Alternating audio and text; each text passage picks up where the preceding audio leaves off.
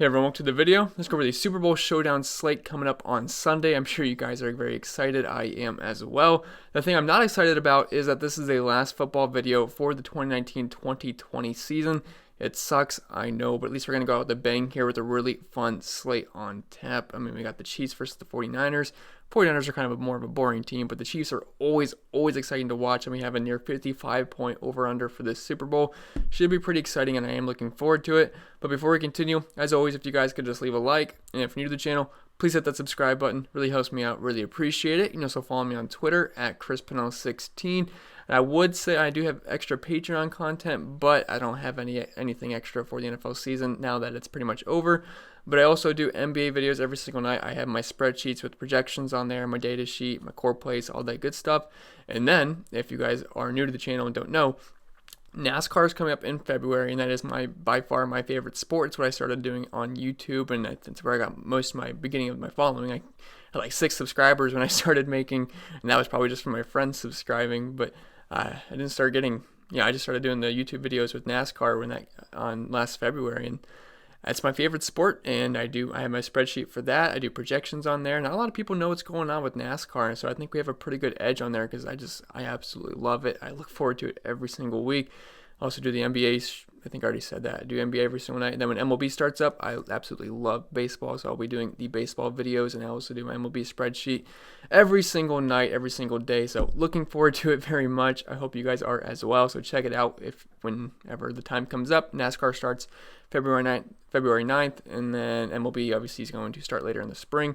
So just keep your eyes peeled for that content. And without further ado, let's get into today's video. So up top, we got Patrick Mahomes. He comes in at 12,600, and it's pretty much simple as this. We're playing Patrick Mahomes. I know he's expensive. The matchup is not good versus the 49ers. Despite that, we're locking him in, and I almost want to lock him in the captain spot, and I don't think you absolutely have to, but I feel pretty comfortable about captaining Mahomes like for cash games or single entry GPPs. If you're building multiple lineups, yeah, you can differentiate that, but Patrick Mahomes in the captain spot, I feel pretty good about it. There's just no way I can fade Patrick Mahomes, especially at the very least the flex spot. I mean, it's the Super Bowl. It's Patrick Mahomes. He's made for this kind of moment. The guy's got he's an absolute superstar. He's got potential of being the best quarterback of all time. I mean, just watching him play, the guy's absolutely insane. I don't think that's really much of a hot take. I mean, Patrick Mahomes, probably one of the best. Just watching him, he looks like the best quarterback I've ever seen. I know he's only played 2 years, but I mean, just from the eye test, the guy's absolutely unbelievable. And then also, in all likelihood, he will probably be the highest scoring player on the slate. I mean, as a quarterback, that's kind of not like a hot take or anything, but he's probably going to be the highest scoring player on the slate. Past 2 games, he's scored 41 points and 35 points. The guy's having an absolutely stellar postseason so far. As I just said, he's got at least 35 points in the past 2 games.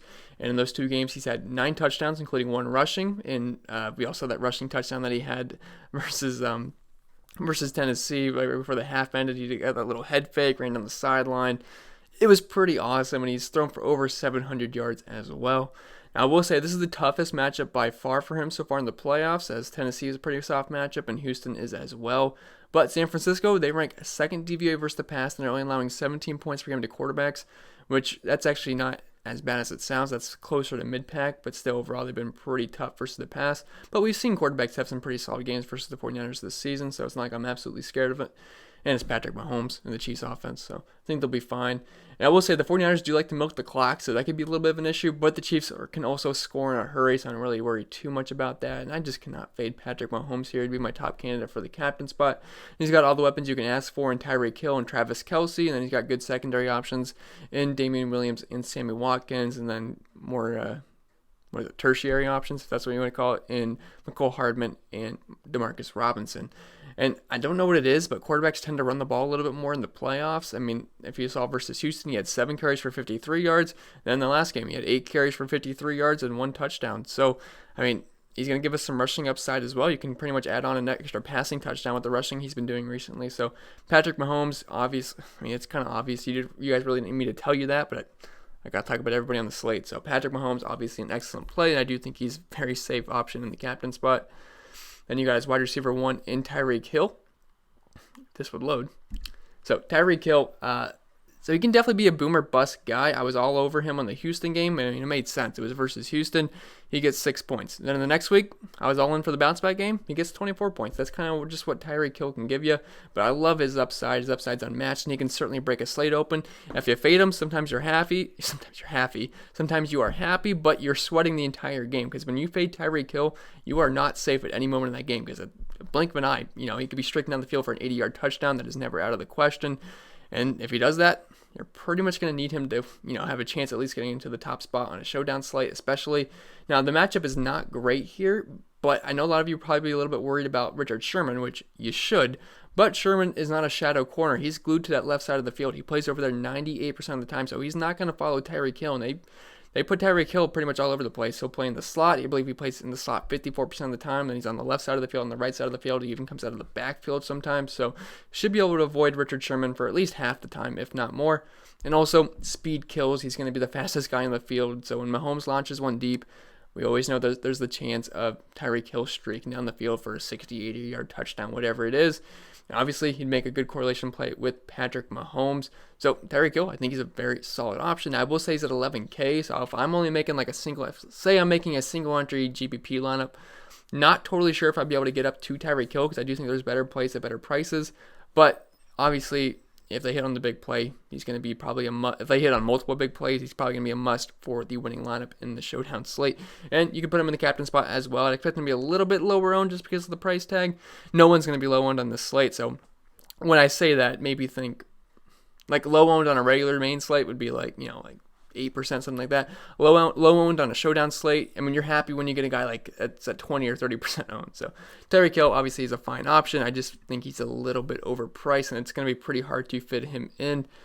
Damien Williams, so he's the RB1 for the Kansas City Chiefs, and I've been riding him in the playoffs so far, and he's delivered thus far as the workhorse for the Chiefs, pretty much taking every single snap. And the great thing about him is his involvement in the passing game. He's had at least 6 targets in the past 2 games. He also had 7 targets in that Week 17 game versus the Chargers. And if he can't get it going on the ground, which I could totally see happening versus a very stiff Niners run defense, who is 11th DVA versus the run and they're allowing the third fewest points per game to running backs.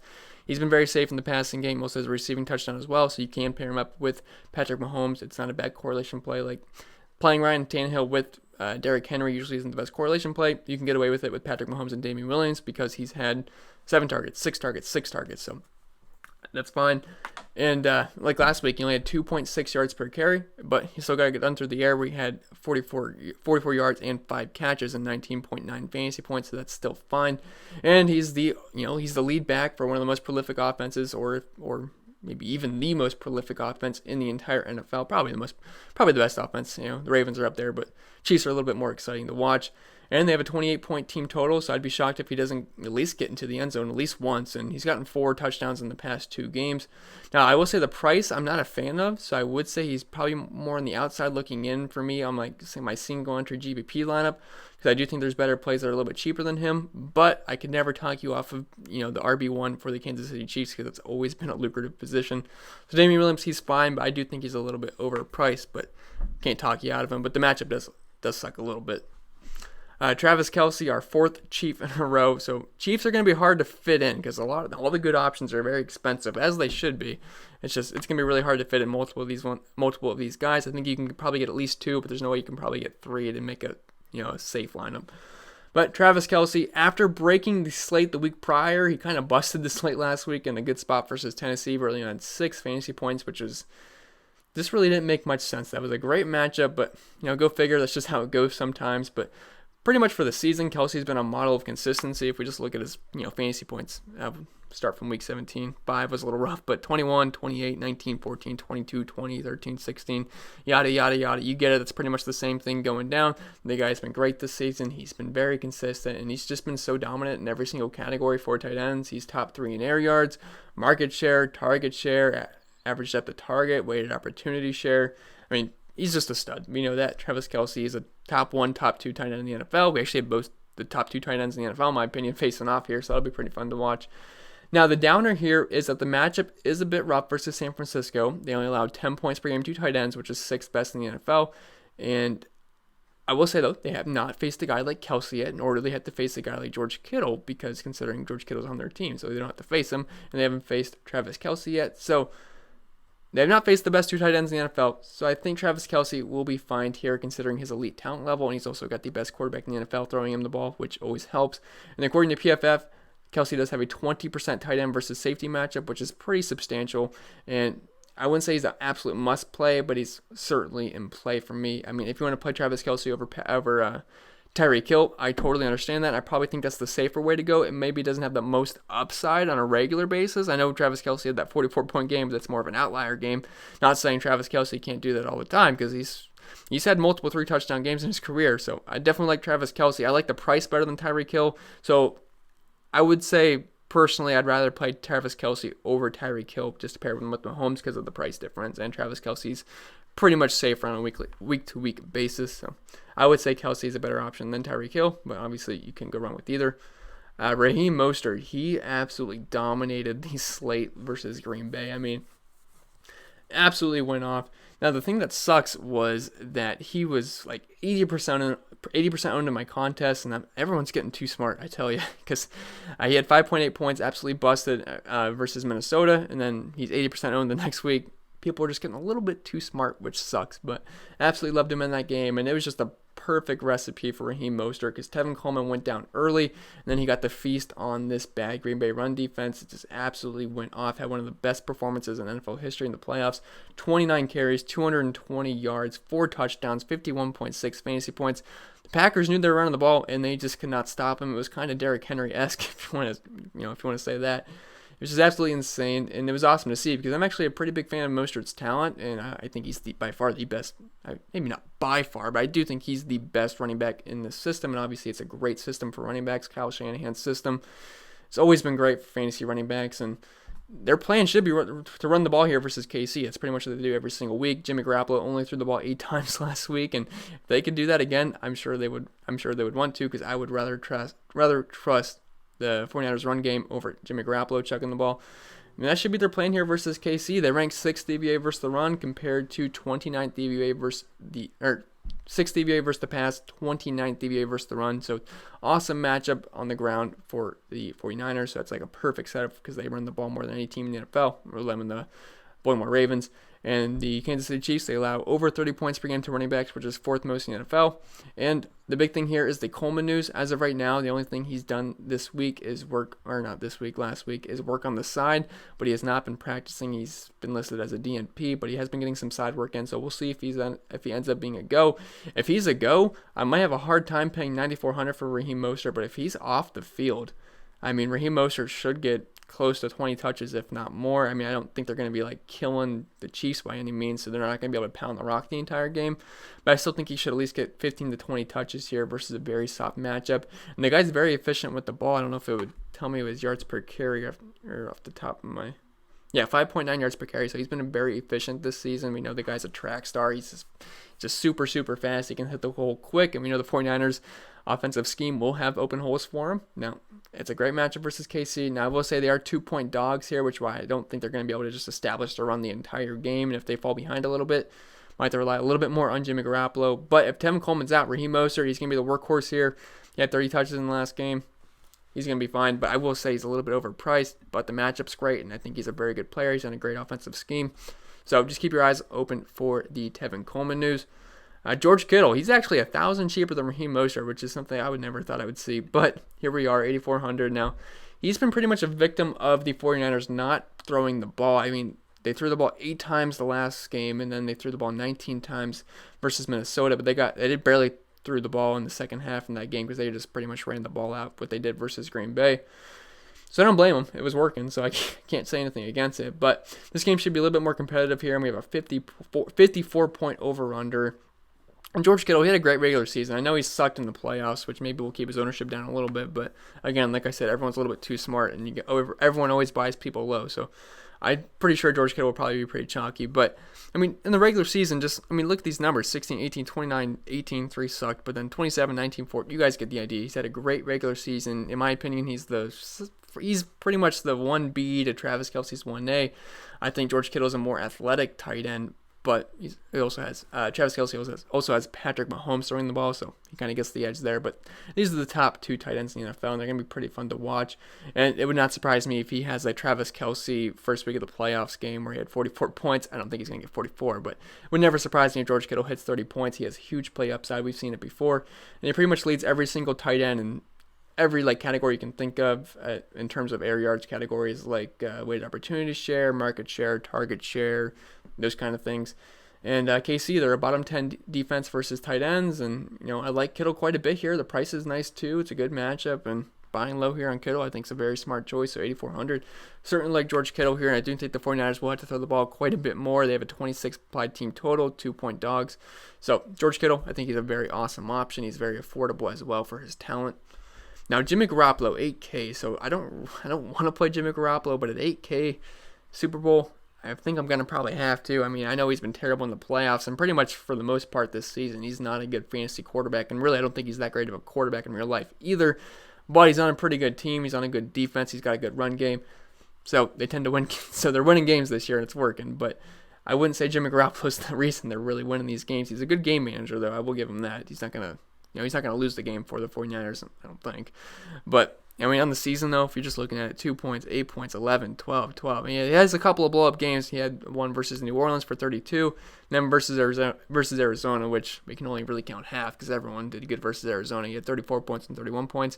But for the most part, he's pretty much in those low teens, and he has a couple of games near 20. But not a great fantasy quarterback.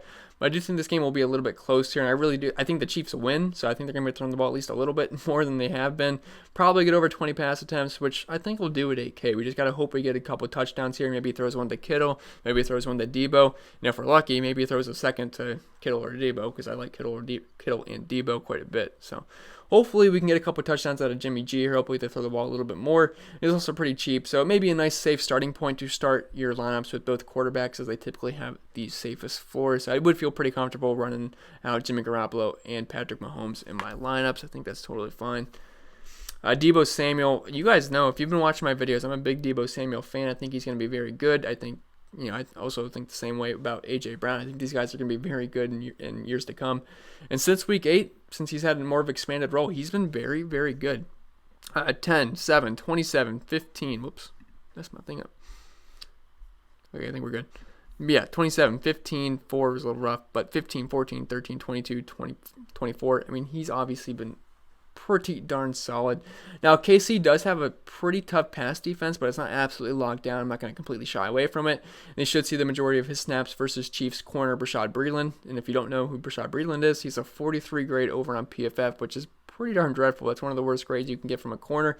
He's also extremely slow, too. He has a 4.62 40 time, so I do like DEEBO quite a bit here, and he makes a good pairing with Jimmy G, and it also doesn't break the bank either. So the Jimmy G, DEEBO Samuel pairing, I mean, it's not as exciting as a Patrick Mahomes and TYREEK Hill pairing, but DEEBO Samuel, he might be he kind of feels a little bit more safe than TYREEK Hill, and he doesn't break the bank either. Now, he doesn't have that 40-point upside that TYREEK Hill does, but I still think DEEBO is a pretty solid play. And he only had 7 points versus Minnesota, but he also got tackled on the 1-yard line, so he could have even had a better game. He had a fine game in the last timeout where he had 46 yards, 10.9 points.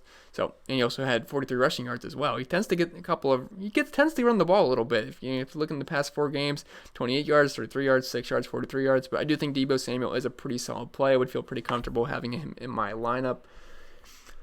Let's see, scrolling down a little bit. Sammy Watkins, so he's kind of like the one guy I just don't want to play on this slate. He feels a little bit overpriced at 7K. I know the final score for him looked pretty good in the last game. He had 10 targets, 7 catches, 114 yards. Most of that came off of a 60-yard touchdown where Patrick Mahomes just chucked it. I was hoping it was TYREEK Hill, and it wasn't. It was Sammy Watkins, so that kind of sucked. 27 fantasy points. I like that he got 10 targets, but I just can't trust the guy, especially at 7K, and I just don't really see myself playing him. I'd much rather play DEEBO for 600 more. And then there's a couple of options below him I'd probably rather play. So Watkins is fine if you're running out multiple lineups, but I will say he's not going to be in my single 100 GPP lineup. I can tell you that right now. He has upside, but I'm just not seeing it at 7K. The matchup's not very good, but I don't want to say you should fade. You really shouldn't fade anyone if you're building multiple lineups, but I would feel pretty comfortable fading him in my single lineup. I really don't think he'll break. Yeah, if he ends up catching another 60-yard touchdown, yeah, that's going to suck, but hopefully other plays can make up for it. So Sammy Watkins, really not one of the guys I'm too heavy on this slate. So now for sure I was going to score a 90-yard touchdown, and then I'll get hate comments in the comment section. That's just usually how it goes. Hoping not, though. I really don't like Sammy Watkins too much. Tevin Coleman, we already kind of touched on that. You just got to check on the injury news for him. I'm hoping he's out just to make things easier on us, and then we could play Mostert with confidence. Not saying Mostert's like an elite play at 9,400, but it makes it easier to play RAHEEM Mostert because if Tevin Coleman's in, they just ride the hot hand. You never know. Tevin Coleman could get the hot hand again, but what has he got? The dislocated elbow or shoulder? I can't remember exactly what it was. Thought it was the elbow. Either way, it doesn't matter. I mean, if he's in, I'm not pretty much just avoiding the backfield. But scrolling down, you can't play any of these backup quarterbacks. Emmanuel Sanders, he comes in at 5,200. I feel like he's going to be popular just because he's 5,200, and a lot of casual players are going to play DFS for the Super Bowl. That's just what happens every single year. It's the Super Bowl. People don't have season-long fantasy to play. We're going to hop on DraftKings. They're going to see a Super Bowl showdown. They're going to say Emmanuel Sanders. That's a pretty good name. They're probably going to plug him in at 5,200, and I don't blame him because I do like the price. But he is pretty much the fourth option on this team. So you got DEEBO, you got KITTLE, and you got the running game. So pretty much he's the fourth option here, and he's not been that great. He's had a couple of okay games. He had that boom game versus New Orleans where he went absolutely off. But he's more of just a lineup filler kind of guy for me. He's like a guy, if I have 5,200 left or like 5,500 left, something like that, I'll be like, okay, I'll plug Emmanuel Sanders in, hope for the best, hope he gets a couple of targets, and hope he catches a couple balls. Maybe you get lucky with the goal line touchdown, something like that. I could see that scenario working out. And he actually does have the best matchup on PFF for the wide receiver cornerback matchups, which is nice. So he's fine. I'm not going out of my way to play Emmanuel Sanders, but he's a fine mid-range option. Not really going to talk you too off of it. The kickers, they're both fine options. I could see a lot of people going double kicker just to save some salary, and the kickers they're pretty good kickers, and I'd prefer Harrison Butker here. He's got the higher implied team total, and the Chiefs I just think have the better opportunity to score more points. And the 49ers defense is good, and the Chiefs offense is really good. So maybe the Chiefs they're probably going to be driving the ball quite a bit, but they might stall out near the red zone, so that could lead to a lot of field goals for the Chiefs. I think Butker would be an excellent option. Also couldn't go wrong with Robbie Gould either. But they're kickers. If they hit their field goals, they become good value plays. If they don't, they're not. You really can't go too in-depth on kickers. You can't really talk about matchups there. But I do think Harrison Butker is a very, very good play at 4,200. I expect him to be pretty popular as well. The 49ers defense, I don't like picking on Patrick Mahomes. I really don't have too much interest here. Now, the 3,600 price tag is nice because I feel like they could be a little bit more expensive. But they do have a 28-point implied team total against them, which is pretty rough. And I don't like picking on Mahomes. He doesn't really turn the ball over. He doesn't take sacks. So I really don't see the 49ers defense working out too much unless they get to Patrick Mahomes. But I just don't really see it happening. 3,600. You could hope for the best, hope they get a couple of sacks, but I really don't think they're that great of a play, but they are a very good defense, and they can generate pressure. KENDRICK Bourne at 3,400. He had that one random good game versus Minnesota where he had 13 points. Good game for him, 13 points. Good game for other people, it's not 13 points, but for KENDRICK Bourne, that's not bad, especially for someone that's only 3,400. He's fine. He's, the fifth option on this team. They don't throw the ball a lot. I think they could see an uptick in pass attempts this game versus KC. But if you have 3,400 left, you could do worse than just throwing KENDRICK Bourne in and hope he gets a couple of targets and catches a couple of balls and hopefully gets into the end zone. So he's fine. He has 6 touchdowns on the season, which is honestly not that bad. But he's just one of those cheap lineup fillers. Matt Breida, I'm going to pass on. Tevin Coleman got hurt in the last game, and he still only had 1 carry. Didn't have anything in the passing game. I think he's a pretty safe fade either way, especially if Tevin Coleman's back. Absolutely not on Matt Breida. Chiefs defense is interesting. So they have a decent pass defense, and if they can get to an early lead and the 49ers have to pass the ball and they can't just run the clock out, the Chiefs might not be a bad defense at 3K, and they're very, very, very cheap. And they've been fine for fantasy purposes. They have a couple games where they're terrible, but the Chiefs defense is not awful. Like I said, they're pretty solid versus the pass. But if the 49ers are able to get to an early lead and just run that ball, I could see the Chiefs defense having a pretty rough outing. 3K though, it's fine. It's whatever. You're pretty much just hoping you can turn the ball over on Jimmy G a couple times and maybe you get a couple sacks on him. If you escape with 5 points or 6 points, you're probably going to be pretty happy because at 3K, they're allowing you to fit in some other top-end studs. So, they are what they are. But 54-point over-under in this game. Don't feel too comfortable with any of the defenses. Demarcus Robinson and McCole Hardman, they're okay. Again, if you just need some cheap options, I feel like these guys will have some ownership just because they're, it's just getting cheap Chiefs exposure. It's hard words to say in a row. Cheap Chiefs exposure.